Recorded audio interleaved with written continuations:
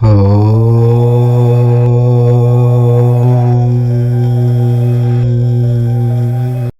సోమవారం రాత్రి తలుపు మూలన ఇది పెడితే తెల్లవారేసరికి మీ ఇంటిలో ఒక అద్భుతం జరుగుతుంది. సోమవారం రాత్రి దీనిని తలుపు మూలన పెట్టడం వల్ల మీ ఇంటిలో ఉన్న నెగిటివ్ ఎనర్జీ అంతా కూడా బయటకు వెళ్ళిపోతుంది. ఆ ఇంటిలో నెగిటివ్ ఎనర్జీ ఉంటే అది దాని ప్రభావాన్ని మనకు రాత్రివేళ బాగా చూపిస్తుంది. రాత్రిపూట నిద్రపోకపోవటము, పగలంతా బాగుండి రాత్రియే సరికి నీరసించిపోవటము, తలనొప్పి, ఒళ్ళు నొప్పులు రావటము, ఒళ్ళంతా మంటలుగా ఉండటం వంటివి నెగిటివ్ ఎనర్జీ వలన జరుగుతుంది.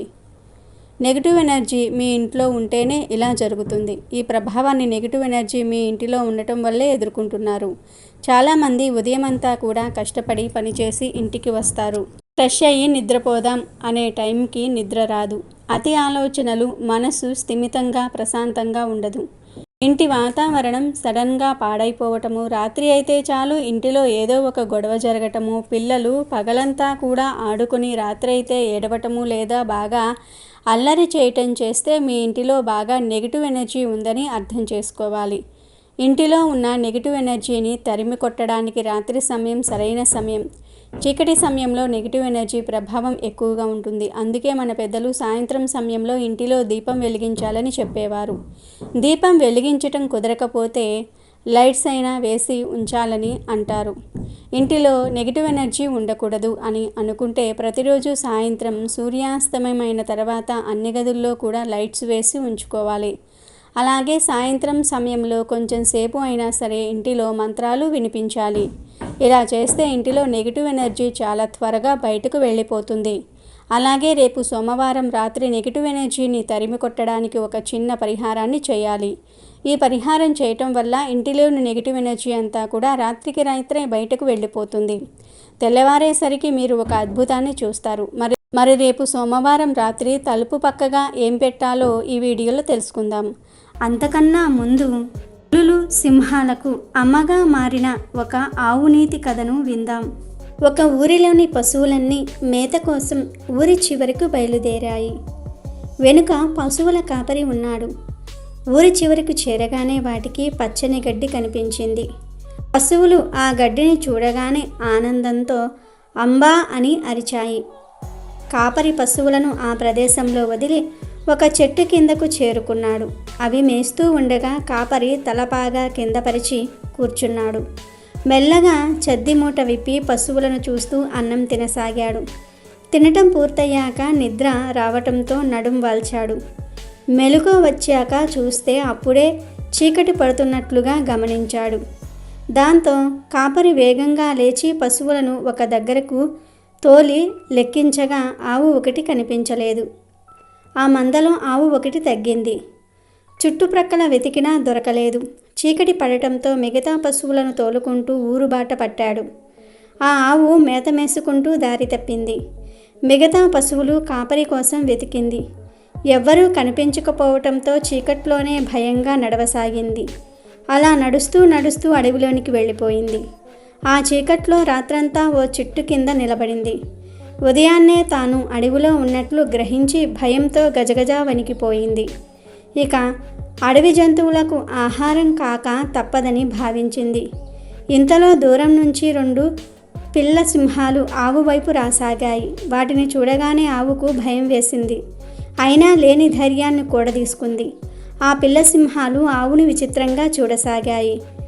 మొదట భయపడినా కాసేపటికి ఆవు దగ్గరకు వెళ్ళాయి. ఆ పిల్ల సింహాలు దాని కాళ్లను నాకటంతో పాటు పొడవైన తోకతో ఆడుకోసాగాయి. వాటితో భయం లేదని ఆవు గ్రహించింది. కొంతసేపటి తర్వాత పిల్ల సింహాలు అరవసాగాయి. వాటికి ఆకలి అవుతుందని అర్థం చేసుకున్న ఆవు మెల్లగా కింద పడుకుంది. ఆకలి మీదున్న పిల్ల సింహాలకు పాలు ఇచ్చింది ఆవు. పాలు తాగాక అవి ధైర్యంగా దాని మీద ఆడుకోసాగాయి. బుజ్జి సింహాలు తన మీద ఆడుకోవటం ఆవుకు ముచ్చటేసింది. ఇంతలో దూరంగా సింహం గర్జన వినిపించింది. పిల్ల సింహాలు అది తమ తండ్రి పిలుపుగా భావించి గుహ వైపు పరుగులు తీశాయి. మళ్ళీ సాయంత్రం సింహం పిల్లలు వచ్చాయి. ఈసారి వస్తూ మరో 2 పులి పిల్లలను కూడా తీసుకుని వచ్చాయి. పిల్ల సింహాల మాదిరి పులి పిల్లలు కూడా ఆవు దగ్గర పాలు తాగాయి. ఆవు ఆ నాలుగిటిని తన పిల్లలుగా భావించి సంతోషంగా పాలు ఇచ్చింది. ఆ తర్వాత అవి కాసేపు ఆడుకుని వెళ్ళిపోయాయి. ఆ తర్వాత ఆవు గ్రామం వెళ్ళేందుకు దారి వెతకటం ప్రారంభించింది. అడవిలో గ్రామానికి చేరే దారి కోసం వెతుకుతూ ఉన్న ఆవుకు నక్క తారసపడింది. దాని జిత్తులమారితనం తెలియని ఆవు అడవి దాటే మార్గం చూపించమంది. ఆవు అమాయకత్వాన్ని గ్రహించిన నక్క దారి చూపించేందుకు అంగీకరించి తనను అనుసరించమంది. ఆ మాటలు నమ్మిన ఆవు దాని వెంటే వెళ్ళసాగింది. కొంత దూరం నడిచాక సింహం గుహ వద్ద ఆగింది నక్క. ఆవుతో "నువ్వు ఇక్కడే నిలబడు, క్షణంలో వస్తా" అని గుహ లోపలికెళ్ళింది. ఆవు గుహ బయటే నిలబడింది. గుహ లోపలకు వెళ్ళిన నక్క సింహాన్ని కలిసింది. "మృగరాజా, ఈరోజు మీకోసం ప్రత్యేకంగా మంచి ఆహారం తెచ్చాను, స్వీకరించి నన్ను అనుగ్రహించండి" అంది. నక్కతో గుహ బయటకు వచ్చిన సింహానికి ఎదురుగా ఆవు కనబడింది. దాన్ని చూడగానే సింహానికి నోరూరింది. నక్కను అభినందిస్తూ "ఆవును తిన్నాక నీకు మంచి బహుమతి ఇస్తాను" అంది. సింహం మాటలకు నక్క సంబరపడిపోయింది. సింహాన్ని చూడగానే ఆవు పై ప్రాణాలు పైనే పోయాయి. లేని ధైర్యాన్ని కూడదీసుకొని "రాజా, నేను తప్పిపోయి అడవికి వచ్చాను. గ్రామానికి చేరే దారి చూపించి పుణ్యం కట్టుకోండి" అని కోరింది. దానికి సింహం "నీకు ఊరి దారి కాదు, స్వర్గం దారి చూపిస్తా" అంటూ ఆవు మీద దాడికి సిద్ధమయ్యింది. ఇంతలో గుహలో నుంచి సింహం పిల్లలు బయటకు వచ్చాయి. ఆవును చూడగానే ప్రేమతో దాని దగ్గరకు వెళ్ళాయి. ఆవు వాటిని దగ్గరకు తీసుకుంది. ఇంతలో పిల్ల సింహాల స్నేహితురాలైనటువంటి పులి పిల్లలు కూడా అక్కడకు వచ్చాయి. ఆ నాలుగిటిని చూడగానే దానికి అమ్మతనం గుర్తుకు వచ్చింది. సింహం ముందు నిలబడ్డ విషయాన్ని కూడా మర్చిపోయింది. వాటికి కడుపు నిండా పాలిచ్చింది.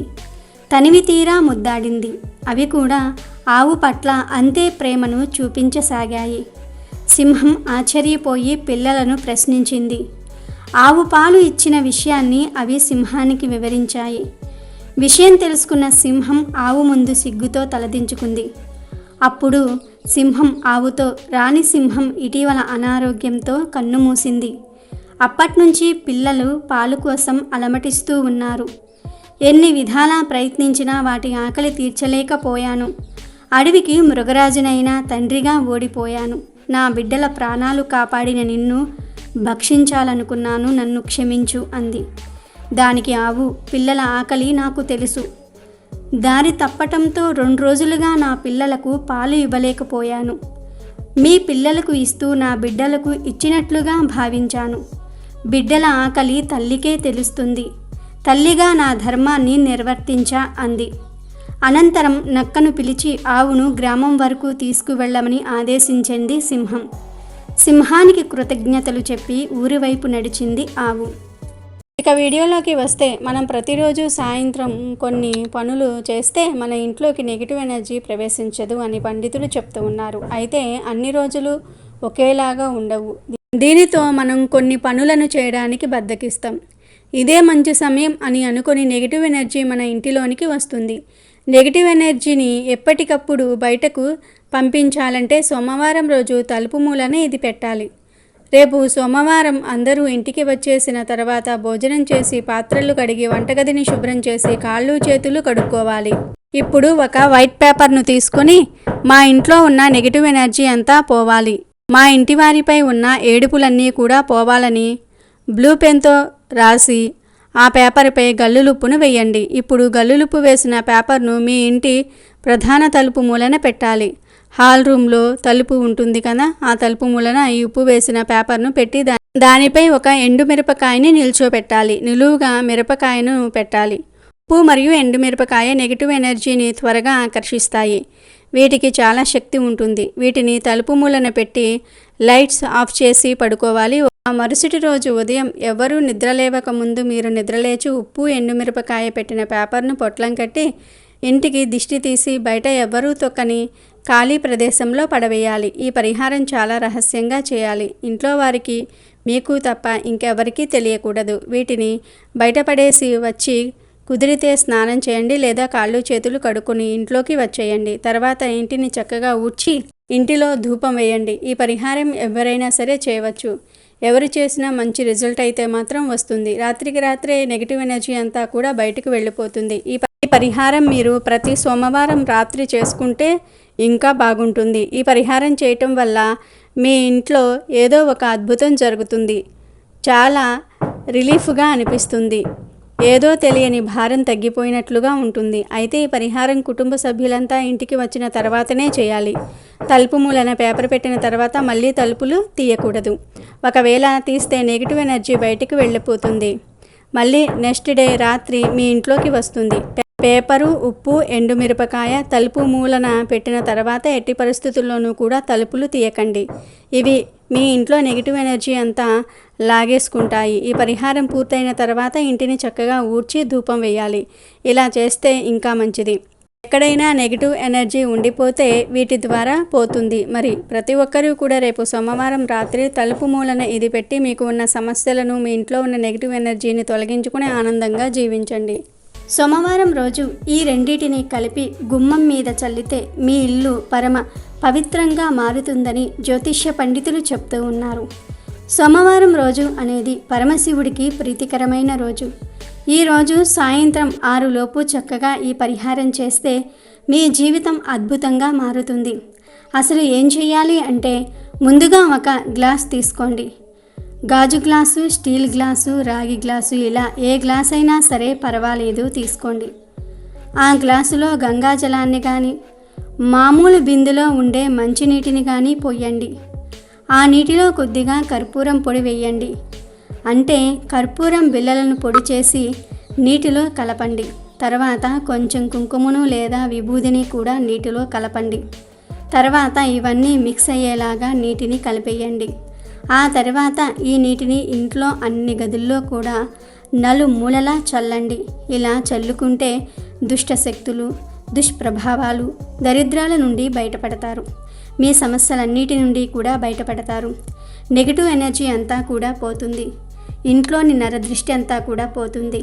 ప్రతి సోమవారం ఈ పరిహారం చేయటం వలన చాలా వరకు డబ్బు సమస్యలు తొలగిపోతాయి. ధనలాభం కలుగుతుంది. అన్ని బాధల నుండి విముక్తి కలగాలంటే తప్పక ఈ పరిహారం చేసుకోవాలి. కనుక సోమవారం రోజు ప్రతి ఒక్కరూ కూడా నీటిలో కర్పూరం పొడి, కుంకుమ కలిపి ఇంట్లో అన్ని మూలలా చల్లండి. పట్టిందల్లా బంగారం అవుతుంది. ఐశ్వర్యానికి లోటు రాదు.